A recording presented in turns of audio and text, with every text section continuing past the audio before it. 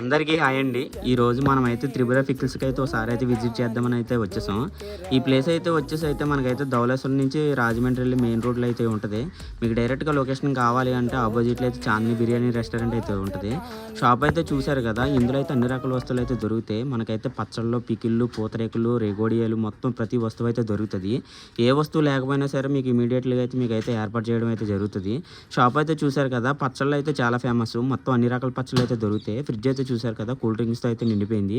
అలాగే అయితే పైన అయితే ప్యాన్ వేసి అయితే చల్లగాలి కోసం అయితే కస్టమర్ల కోసం అయితే ఎదురు చూస్తున్నాం.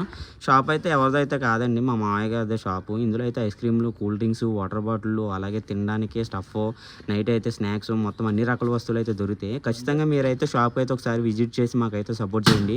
అలాగే నా ఛానల్ కూడా అయితే నాకైతే లైక్ చేసి సబ్స్క్రైబ్ అయితే చేసి నాకైతే సపోర్ట్ చేయండి. షాప్ పేరు అయితే త్రిపుర పికిల్స్ అండి. ఇదైతే ధవళేశ్వరంలో అయితే ఉంటుంది. ఖచ్చితంగా ఒకసారి అయితే విజిట్ చేసి ఎలా ఉందో నాకైతే ఈ వీడియో కింద అయితే కామెంట్ చేయండి.